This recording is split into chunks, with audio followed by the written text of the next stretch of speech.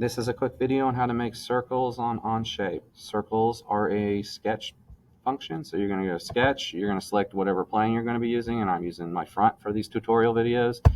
And there's going to be, at some point all year, we're going to use all three of these, okay? Center point rectangle is the easiest one. Basically, you find where you want the center of something to be, maybe the center origin of something. You're going to click once, drag it out, and then just click again, and then it gives you the option to choose a size. Okay, that's the center point rectangle.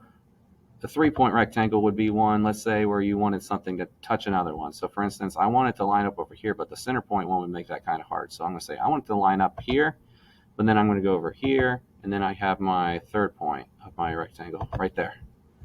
Okay, so center point rectangle, you clicked once in the center and you drag it out. 3-point, you have to choose 3 points on the circle.